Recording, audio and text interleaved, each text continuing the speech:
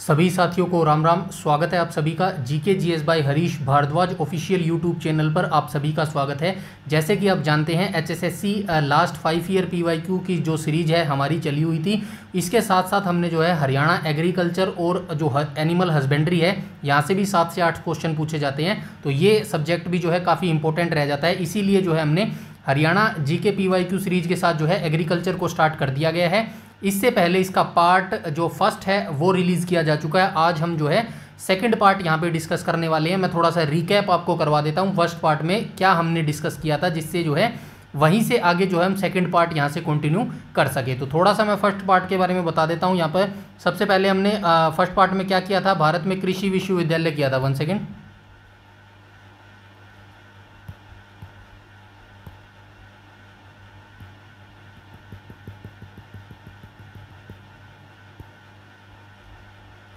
ठीक है, भारत में प्रथम कृषि विश्वविद्यालय के बारे में पढ़ा था। ठीक है, इसके बाद हमने क्या पढ़ा था, इसके बाद हमने कृषि के प्रकार पढ़े थे।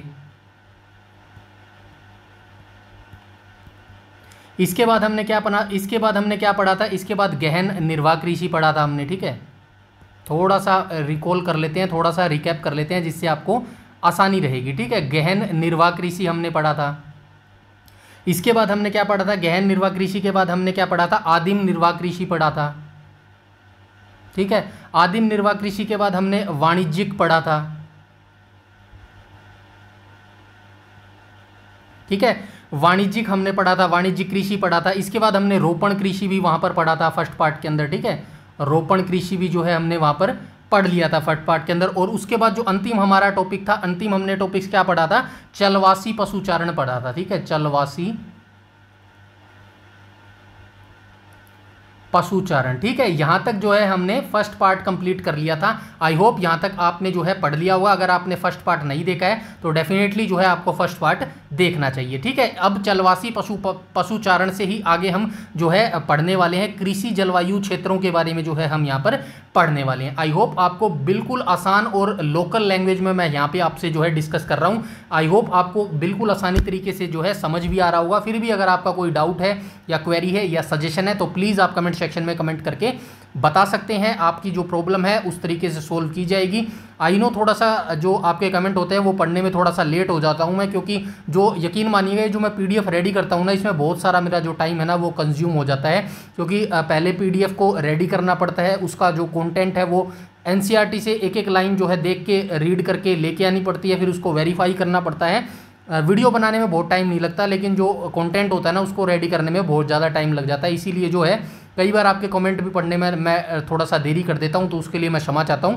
बट आपके कमेंट का मैं जितना हो सकेगा रिप्लाई करने की कोशिश करूंगा। ठीक है, I hope Haryana GK PYQ series और हमारी ये जो कृषि और पशुपालन वाला जो हमने स्टार्ट किया है, ये दोनों सीरीज काफ़ी अच्छी चल रही होगी। इन दोनों के रिगार्डिंग आपका क्या रिव्यू है प्लीज़ कमेंट सेक्शन में जरूर बताइएगा, जिससे मुझे और मोटिवेशन मिलेगा। और बहुत जल्द जो है मैं तीसरा सब्जेक्ट भी आपके लिए इसी के अंदर जो है ऐड कर दूंगा। ठीक है, अब हम चलते हैं हमारे टॉपिक्स के ऊपर, कृषि और पशुपालन, जिसके अंदर हम यहाँ पे डिस्कस करने वाले हैं कृषि और जलवायु क्षेत्र। ठीक है, तो चलिए आइए स्टार्ट कर लेते हैं। भारत को जो है 15 कृषि जलवायु क्षेत्रों के अंदर जो है विभाजित किया गया है। ठीक है, सारी इंपॉर्टेंट लाइन है, बस इतना ही मैं यहाँ पर लिख के आया हूँ जितना आपका एचएसएससी हरियाणा पुलिस या फिर एचएसएससी के एग्जाम में जो है पूछा जा सकता है। ठीक है, तो भारत को सबसे पहले आपको याद रखना है, क्वेश्चन आपसे पूछा जा सकता है भारत को कितनी कृषि जलवायु क्षेत्रों में जो है विभाजित किया गया है, तो आप बताएंगे भारत को 15 कृषि जलवायु क्षेत्रों के अंदर जो है विभाजित किया है। कौन कौन से वो जो है डिवाइड किया गया है क्षेत्रों में, तो आइए देख लेते हैं।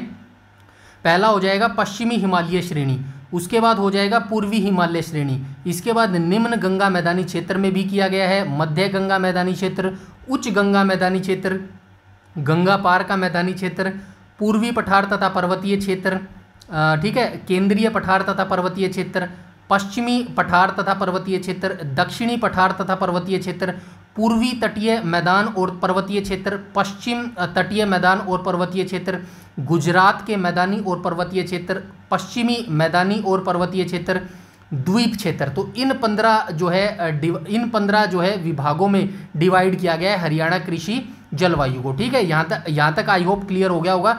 ये 15 कृषि जलवायु क्षेत्र आपको याद रखने, इन्हीं 15 कृषि जलवायु क्षेत्र के अंदर जो है भारत को जो है डिवाइड किया गया है। ठीक है, इसके बाद हम चलते हैं आगे। ठीक है, आगे यहाँ से क्या लिखा गया है, चलिए एक एक पॉइंट को हम यहाँ पर डिस्कस करते हुए चल देंगे। नेशनल ब्यूरो ऑफ सॉइल सर्वे, ठीक है, ये सॉइल सर्वे है भाई, इंग्लिश में ऐसे लिखते हैं। ठीक है, सॉइल सर्वे के अनुसार भारत को 20 कृषि पारिस्थितिकी क्षेत्रों और 60 कृषि पारिस्थितिकी उप क्षेत्रों में जो है विभाजित किया गया है। डायरेक्ट क्वेश्चन बन रहा है, ऐसे ही क्वेश्चन एग्जामिनर पूछना है, डायरेक्ट यहीं से क्वेश्चन पूछेगा।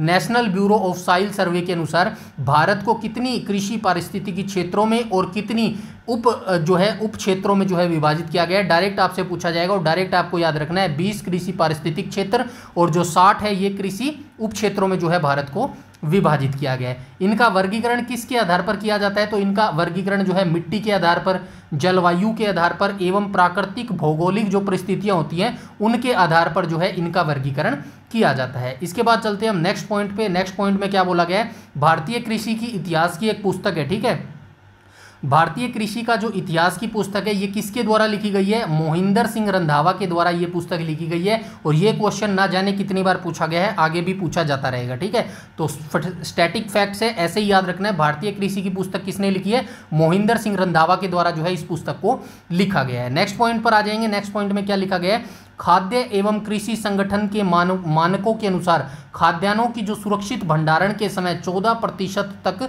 सापेक्षित आर्द्रता होनी चाहिए। मतलब जब जो खाद्य होता है हमारा जो अनाज वगैरह होता है ना, जो स्टोर करते हैं हम अनाज वगैरह को, उसको स्टोर करने के लिए कितने प्रतिशत जो आर्द्रता होनी चाहिए, वो 14% जो है आर्द्रता होना चाहिए। फैक्चुअल डाटा है, डायरेक्ट आपसे पूछा जाएगा कितने प्रतिशत आर्द्रता होना चाहिए, 14% जो है आर्द्रता होनी चाहिए। अगर इससे कम होगा तो भी अनाज खराब होने का डर रहेगा, और इससे ज़्यादा रहेगा तो भी जो है अनाज खराब होने का डर रहेगा। तो ये 14% ही रहना चाहिए। ठीक है, इसके बाद हम चलेंगे आगे नेक्स्ट पॉइंट पे। नेक्स्ट में क्या बोला गया है, एगमार्क केंद्र सरकार द्वारा शुरू की गई योजना है। ठीक है, एगमार्क आप सभी जानते हैं ना, कोई जो गवर्नमेंट प्रोडक्ट हम खरीदते हैं, जैसे कि एग्रीकल्चर का कुछ भी हम लेके आते हैं, खाद डालने के लिए लेके आते हैं, तो वो देख के लेके आते हैं ना कि क्या इस पे भाई एगमार्क का जो ठप्पा है या फिर मोहर है वो लगी है या फिर नहीं लगी। उससे ये प्रमाणित हो जाता है कि हाँ भाई ये केंद्र सरकार का प्रोडक्ट है और इस पर विश्वास किया जा सकता है। तो एगमार्क केंद्र सरकार के द्वारा शुरू की गई योजना है जो कृषि उत्पादन अधिनियम के अंतर्गत कृषि और उनसे संबंधित उत्पादों की ग्रेडिंग और मानकीकरण को प्रोत्साहित करती है। वही जो मैंने अभी बताया आपको,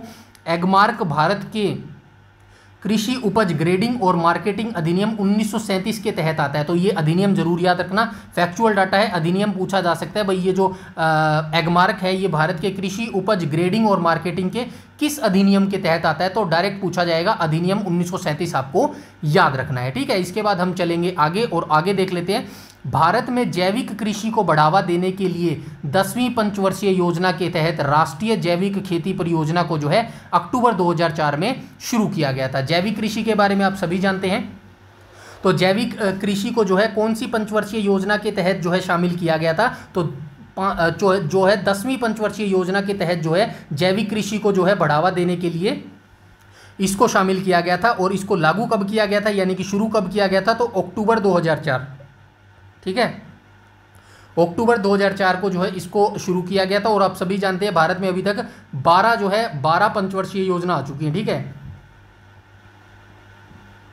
12 पंचवर्षीय योजना अभी तक आ चुकी है। ठीक है, और 12वीं पंचवर्षीय योजना कब आई थी, 2012 में लास्ट पंचवर्षीय योजना आई थी जो कि 2017 तक चली थी। ठीक है, ये फैक्चुअल डाटा है, थोड़ा सा याद रखिएगा। इसके बाद हम चलते हैं आगे। विश्व स्तर पर अल्बर्ट हार्वर्ड को आधुनिक जैविक कृषि का जो है जनक कहा जाता है। ये लाइन काफ़ी इंपॉर्टेंट है, डायरेक्ट पूछी जाएगी।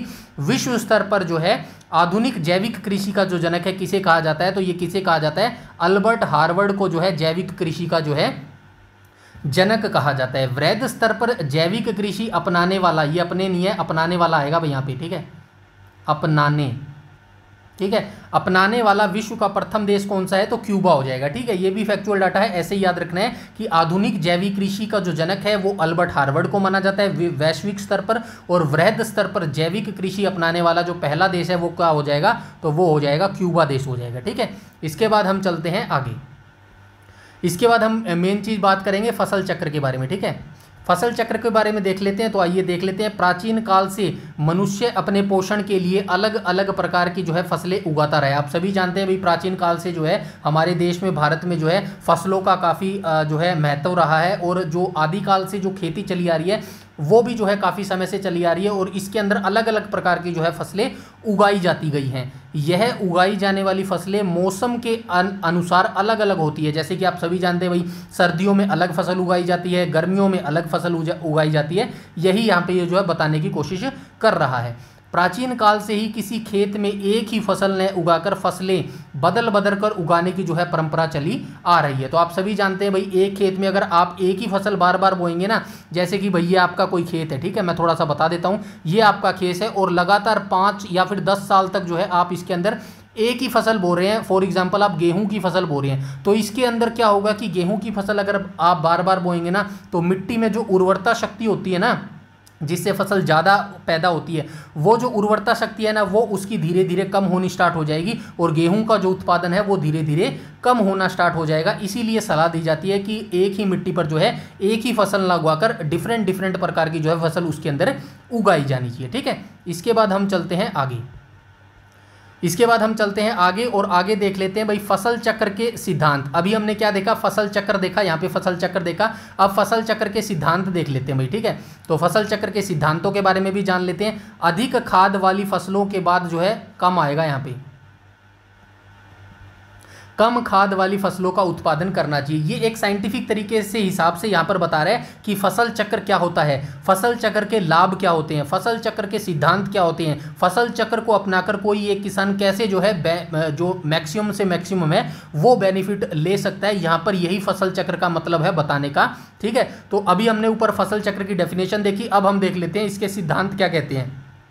तो फसल चक्र के सिद्धांत ये कहते हैं भाई, किसी सीजन में, मतलब फॉर एग्जांपल एक सीजन में जो है आपने अधिक खाद वाली फसल बो दी। मतलब फॉर एग्जांपल मान लो कि कोई फसल है, ठीक है, कोई फसल है और इसके अंदर जो है अधिक आपने दी है, क्या दी है, अधिक खाद दी है आपने इसके अंदर। ठीक है, अधिक खाद का प्रयोग किया आपने। तो जब ये फसल काट ली जाएगी ना, मतलब जब इस फसल की कटाई हो जाएगी और नेक्स्ट फसल जब आप बोओगे, इस फसल के बाद जो अगली आप फसल बोओगे ना, तो अगली फसल आपको ऐसी बोनी है जिसके अंदर खाद की कम लगती हो, मतलब खाद का जो यूज है वो कम होता हो, ऐसी फसल आपको बोनी है। यही फसल के जो फसल चक्र का जो सिद्धांत है यही कहता है। ठीक है, अधिक पानी वाली फसलों के बाद जो है कम पानी वाली फसलें उगानी है। जैसे कि भाई चावल में, धान में ज़्यादा पानी लगता है, उसके बाद आप जो है गेहूं के अंदर कम पानी लगता है, ये तो कॉमन सी बात है, आपको भी पता होगा। ठीक है, दलहनी फसलों के बाद जो है अदलहनी फसलें उगाना। जैसे कि एक बार आप दलहनी फसलें बो दो, अगली बार जो है बिना दलहनी के अलावा कोई और फसल बो दो। तो ये सारे सिद्धांत हैं, इनको अपनाकर जो है मैक्सिमम जो है उपज आप प्राप्त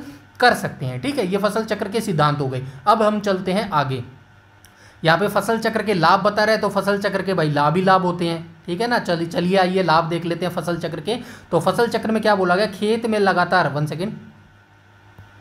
खेत में लगातार एक ही फसल उगाने के कारण कम उपज प्राप्त होती है और भूमि की उर्वरता भी खराब होती है। यही मैं ऊपर आपको बता के आया हूँ अभी कि जो खेत होती है, जो हमारी एग्रीकल्चर लैंड होती है, उसके ऊपर हमें एक ही फसल नहीं उगानी चाहिए, डिफरेंट डिफरेंट प्रकार की जो है फसलें उसके अंदर लगानी चाहिए। फसल चक्र से मृदा की उर्वरता बढ़ती है, भूमि में कार्बन नाइट्रोजन के अनुपात में वृद्धि होती है। जैसे ही हम फसल चक्र को अपनाते हैं, मतलब फसल चक्र के अकॉर्डिंग जो अगर हम अपनी खेती करेंगे, तो उसके अंदर जो है एक बार हम जो है गेहूँ बोएंगे, एक बार जो है धान बोएंगे, एक बार जो है हम अलग बोएंगे, तो इससे जो है जो भूमि की उर्वरता शक्ति होती है ना, उसमें जो है इंक्रीजमेंट होती है, वो बढ़ जाती है। ठीक है, जिससे जो फसल है उसका भी जो है बढ़ जाती है, उर्वरता शक्ति बढ़ेगी तो जाहिर सी बात है यार फसल का उत्पादन भी बढ़ेगा। ठीक है, भूमि के पीएच तथा क्षारीयता में भी जो है सुधार होता है। क्षारीयता ये वही बात होगी, ये अम्ल क्षार वाला होता है ना भाई, ये वही बात कर रहे हैं। ठीक है, अम्ल और क्षार वाला। ठीक है, इसकी भी जो सुधार हो जाएगा, इसमें भी सुधार हो जाता है। मृदा का क्षरण भी कम होता है, जो मृदा भाई अपर्दन होता है ना, क्षरण होता है, उसमें भी जो है कमी आ जाती है। तो ये फसल चक्र के लाभ हमने देख लिए। अब हम चलते हैं आगे, फसलों का वर्गीकरण देख लेते हैं। ठीक है, अभी तक हमने क्या देखा, अभी हमने देखा भाई जो है फसल चक्र के बारे में देखा था, फसल चक्र कंप्लीट हो चुका है। अब हम चलते हैं आगे, फसलों का वर्गीकरण कर लेते हैं। ठीक है, फसलों के वर्गीकरण में हम बात करेंगे सबसे पहले कंटूर क्रॉप कंटूर की। ठीक है, कंटूर क्रॉप कंटूर क्या होता है, तो क्रॉप का मुख्य उद्देश्य है, मतलब कंटूर क्रॉप का जो मुख्य उद्देश्य होता है भूमि तथा जल संरक्षण करना, मतलब भूमि और जल का जो है संरक्षण करना, यही मेन जो उद्देश्य होता है वो कंटूर क्रॉप का होता है। यह फसलें समोच्च रेखा पर उगाई जाती हैं, मतलब ये जो रेखाएं ऐसी ऐसी बनाई जाती है ना, ऐसी ऐसी बनाई जाती है, इन्हीं रेखाओं पर जो है ये कंटूर क्रॉप जो है उगाई जाती है। कंटूर बंडिंग या कंटूर खेती एक ढलान पर ऊंचाई समोच्च रेखाओं के बाद जुताई की खेती की जो है यह प्रथा है। यह रेखाएं जल पर विराम लगाती हैं। यह रेखाएं क्या होती है, ये जो रेखाएं होती है ना, रेखाएं होती है, यहाँ पर आइए ये दिख रही है रेखाएं, ये क्या करती है, जल पर विराम लगाती है, मतलब ये जो जल है यहाँ से यहाँ नहीं जा पाएगा, यहीं रुक जाएगा, ठीक है, यहाँ से यहाँ नहीं जाएगा, यहीं रुक जाएगा, मतलब जल यहीं बहता रहेगा, ठीक है, पार नहीं हो पाएगा इसको। भारी वर्षा के समय में नालियों और गलियों के निर्माण को कम करती है, मतलब भाई जाहिर सी बात है यार, यहाँ पे कोई लाइनें लगा दोगे आप तो ये जो पानी की ऐसे लाइनें नहीं बन पाएगी ना, लाइन और लाइन जो नालियाँ होती हैं वो नहीं बन पाएंगी, और इससे क्या होगा, जिससे पानी को मिट्टी में बसने के लिए अधिक से अधिक समय मिलेगा, मतलब पानी जो है यहाँ पर खड़ा रहेगा, ठीक है, समझ रहे हैं ना, यहाँ पर खड़ा रहेगा पानी ज़्यादा से ज़्यादा, ठीक है। तो यही पर्पज़ होता है कंटूर क्रॉप का, ठीक है। आई होप काफ़ी ईजी लैंग्वेज में मैं आपको समझा रहा हूँ और आपको समझ भी आ रहा होगा, ठीक है। इसके बाद हम चलते हैं आगे देख लेते हैं भाई कवर क्रॉप को, ठीक है। कवर क्रॉप क्या होता है, कवर क्रॉप मतलब नाम से ही पता चल रहा है, कवर क्या होता है, ढकने, किसी चीज़ को ढकने के लिए क्रॉप का इस्तेमाल। चलिए देख लेते हैं। कवर क्रॉप ऐसे पौधे होते हैं जिन्हें काटे जाने के उद्देश्य से नहीं बल्कि मिट्टी ढकने के उद्देश्य से जो है लगाया जाता है। तो काटने के उद्देश्य से कवर क्रॉप नहीं लगाई जाती बल्कि मिट्टी को ढकने के उद्देश्य से जो है इसको लगाया जाता है। यह फसलें मिट्टी के कटाव, मिट्टी की उर्वरता, मिट्टी की गुणवत्ता, पानी, खरपतवार, जैव विविधता और वन्य जीवन को एक एग्रो सिस्टम में प्रबंधन करती है। और इसके उदाहरण भी दिए गए हैं, जैसे कि शकरकंद हो गया, मूंगफली हो गया, उड़द हो गया, लोबिया हो गया, ये सारे जो हैं कवर क्रॉप के एग्जाम्पल दिए गए हैं, ठीक है। कवर क्रॉप आप समझ ही गए कि इन जो पौधों को है इनको काटने के लिए नहीं लगाया जाता बल्कि इनको जो है मिट्टी की उर्वरता शक्ति, मिट्टी की जो कटाव की होती है, कटाव को रोकने के लिए, मिट्टी की गुणवत्ता बढ़ाने के लिए जो है कवर क्रॉप को लगाया जाता है, ठीक है। आइए चलते हैं नेक्स्ट पॉइंट के ऊपर। नेक्स्ट पॉइंट में क्या बोला गया, नेक्स्ट पॉइंट में भाई ट्रैप क्रॉप बोला गया। ट्रैप क्या होता है, किसी को फंसाना। इंग्लिश में पढ़ा है ना ये शब्द ट्रैप। ट्रैप क्या होता है, किसी को फंसाना। आजकल बहुत सारे ट्रैप चले हुए हैं, हनी ट्रैप चला हुआ है, पता है ना आपको, ये वही वाला ट्रैप है। यहाँ पर ये एग्रीकल्चर के अंदर ट्रैप किया जाता है। किस लिए किया जाता है, फॉर एग्जांपल आपने कोई फसल बो दी, गेहूं की फसल बो दी, ठीक है। गेहूं की फसल के आसपास आप एक ऐसी फसल बो देंगे, ट्रैप मान के चलिएगा, ये जो दूसरा गोला लगाया ना मैंने, इसके अंदर आपने कौन सी फसल बो दी, ट्रैप फसल बो दी। अब जो कीट आएंगे ना, ये कीट आएंगे, ये क्या करेंगे, इसी फसल तक रहेंगे, ठीक है, इसी फसल तक रहेंगे, गेहूं के अंदर नहीं जा पाएंगे। इसी को बोलते हैं ट्रैप क्रॉप, ठीक है। आई होप समझ गए होंगे। अब हम चलते हैं आगे। ट्रैप क्रॉप को खेतों में कीट पतंगों और खरपतवार से बचाने के लिए मुख्य फसलों के साथ लगाया जाता है, उन्हें ट्रैप क्रॉप कहते हैं। उदाहरण के लिए कौन कौन सी फसल होती है, देखो, कपास के पौधे को कॉटन रेड बग नामक कीट से बचाने के लिए चारों तरफ मेड़ों पर भिंडी के पेड़ लगा दिए जाते हैं। अभी ये एग्जांपल मैंने दिया, सेम यही इसका एग्जांपल है। फॉर एग्जांपल क्या कह रहा है, ये कपास का पौधा होता है, मान लो ये कपास का पौधा है, ठीक है, ये एक कपास का पौधा है, ठीक है। अब इसके अंदर कौन सा रोग लगता है, रेड बग नामक कीट जो है इसको खाता है, ठीक है, ये रेड बग नामक जो कीट है इसको खाता है। अब इससे बचाने के लिए इस पौधे के चारों ओर क्या लगाया जाता है, भिंडी का पेड़ लगा दिया जाता है, ठीक है, भिंडी का पेड़ लगा दिया जाता है ताकि ये जो कीट है इस भिंडी को ही खाता रहे, इस पौधे तक जो है ये ना पहुंच पाए। आई होप यहां तक सारी चीजें बिल्कुल आसान भाषा में जो है क्लियर होगी, ठीक है। इसके बाद हम चलते हैं आगे और आगे देख लेते हैं नगदी फसल, ठीक है। तो नगदी फसल को भी देख लेते हैं। नगदी फसल तो आप सभी को पता होगा, नगदी फसल क्यों उगाई जाती है, ज़्यादा से ज़्यादा फायदा कमाने के लिए जो है नगदी फसल उगाई जाती है। नगदी फसलें वे फसलें होती हैं जिनकी बिक्री से मुनाफा कमाने के लिए बाजार में बेचने के लिए खेती की जाती है। वर्तमान में अधिकांश फसलें, ठीक है, वर्तमान में जो अधिकांश फसलें बोई जाती हैं राष्ट्रीय और अंतर्राष्ट्रीय बाजारों में बेचने के लिए ही उगाई जाती हैं, ठीक है। उदाहरण के तौर पर नगदी फसलें कौन सी होती है, काफ़ी हो गई, चाय हो गई, कोको हो गई, कपास हो गया और गन्ना हो गया, ये सारी जो है कपास की फसलें होती हैं, ठीक है। इसके बाद हम चलते हैं आगे और आगे देख लेते हैं बागानी फसलें। तो बागानी फसलें जो है नकदी फसलों को ही बागानी फसलें बोला जाता है, ठीक है। आइए देख लेते हैं। बागानी फसल 12 मासी प्रकृति की वाणिज्यिक फसलों का एक समूह होता है, ठीक है। बागानी फसलें जो है वैसे वाणिज्य की फसलें होती हैं और ये जो है 12 मासी प्रकृति की होती है, मतलब 12 महीने जो है ये फसलें रहती हैं। यह फसल उष्ण कटिबंधीय और उपोष्ण कटिबंधीय वातावरण में बड़े पैमाने पर जो है इनकी खेती की जाती है। इस फसल को पूरे वर्ष श्रम के रोजगार की आवश्यकता होती है, यानी कि ये जो बागानी फसलें होती है ना, पूरा साल भर जो है इसके अंदर मेहनत लगती है भाई, ठीक है। ऐसा नहीं है कि भाई 2 महीने इस काम कर लो और तीसरे महीने छोड़ दो, ऐसा नहीं है। पूरे 12 महीने जो है बागानी फसलों के अंदर मेहनत करनी पड़ती है। जैसे कि ये चाय की पत्तियां होगी ना, ये आप देखते हैं, तो इनके अंदर जो है चाय, कॉफ़ी, कोको हो गया, इनके अंदर जो है 12 महीने जो है श्रम रहता है, यानी कि मेहनत रहती है। बागानी फसलों को नकदी फसलें भी जो है कहा जाता है। उदाहरण के तौर पर चाय होगी, कॉफ़ी हो गया, गन्ना हो गया, काजू हो गया, नारियल हो गया, सुपारी हो गया, कोको हुआ और रबड़ हो गया। ये सारी जो है बागानी फसलें हैं जिनको नकदी फसल भी जो है कहा जाता है। इसके बाद हम आ जाएंगे नेक्स्ट पे और ये आज यहीं समाप्त होएगा, ठीक है। एनर्जी क्रॉप पर ही जो है आज का टॉपिक हमारा समाप्त होने वाला है। एनर्जी क्रॉप क्या होती है? इस फसल में कुछ पौधों का उपयोग एथेनॉल के उत्पादन के लिए कच्चे माल के रूप में जो है किया जाता है। उदाहरण के लिए गन्ना हो गया, चुकंदर हो गया, आलू हो गया, मक्का हो गया, शलजम हो गया और आदि हो गया, ठीक है। ये एनर्जी क्रॉप के जो है उदाहरण होते हैं और एनर्जी क्रॉप के उत्पादन के लिए कच्चे माल के रूप में जो है इनका यूज किया जाता है, ठीक है। एथेनॉल के उत्पादन के लिए कच्चे माल के रूप में जो है गन्ना, चुकंदर, आलू, मक्का, शलगम आदि का जो है उपयोग किया जाता है। और ये सारी कौन सी फसलें हैं? ये एनर्जी क्रॉप्स होती हैं, ठीक है। ये हमारा सेकंड पार्ट था जो आज हमने यहाँ पर डिस्कस किया। इसके बाद जो थर्ड पार्ट आएगा उसके अंदर हम क्या डिस्कस करेंगे, अभी मैं आपको बता देता हूँ। फसलोत उत्पादन जो है उसके अंदर हम डिस्कस करेंगे, ठीक है। फसलोत उत्पादन, ठीक है। फसलों उत्पादन जो है उसके अंदर हम थर्ड पार्ट के अंदर डिस्कस करने वाले हैं। मेरी तरफ से मैं बहुत काफ़ी अच्छा एफर्ट कर रहा हूं, फिर भी आप कमेंट सेक्शन में बताइएगा अगर कहीं पे कोई मिस्टेक है या फिर मेरा जो पढ़ाने का तरीका है वो थोड़ा डिफ़िकल्ट है या कोई भी आपको ऐसा लगता है ना रिव्यू, तो आप रिव्यू प्लीज़ कमेंट में ज़रूर कीजिएगा। अगर अच्छा है तो वो भी बताइएगा, क्योंकि उससे मुझे और एनर्जी मिलेगी, जिससे मैं और फास्टली जो है काम कर पाऊँगा और इन टॉपिक्स को थोड़ा और बड़ा कर पाऊँगा, जिससे जो है आपकी चीज़ें बहुत जल्दी क्लियर और जो है कंप्लीट हो जाएंगी, ठीक है। तो कमेंट सेक्शन में ज़रूर बताइएगा।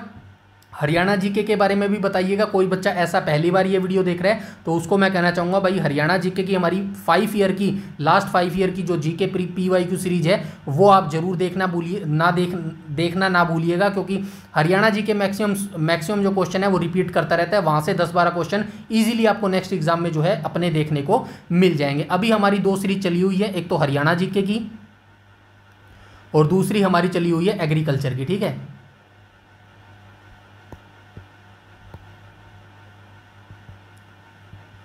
एग्रीकल्चर की, ठीक है। ये 2 हमारी सीरीज चली हुई है। डोंट वरी, आपके एग्जाम में अभी टाइम है, अभी नोटिफिकेशन नहीं आया है, डोंट वरी। आई होप अक्टूबर तक जो है हरियाणा पुलिस कांस्टेबल का नोटिफिकेशन मिल जाएगा। ये जो बच्चे अभी सीरियसली मेरे जो पढ़ रहे हैं ना, अभी वैसे हमारी वीडियोस कम देखते हैं, आई नो 50-60-100 व्यू आते हैं, बट मुझे कोई चक्कर नहीं है। ये जो 50-60 बच्चे देख रहे हैं ना, मुझे पता है ये डेडिकेशन वाले बच्चे हैं, हार्ड जो वर्किंग है ना वही करने वाले बच्चे, और इन्हीं का सिलेक्शन आगे जाके होने वाला है। तो लगे रहिएगा, अपनी तैयारी करते रहिएगा।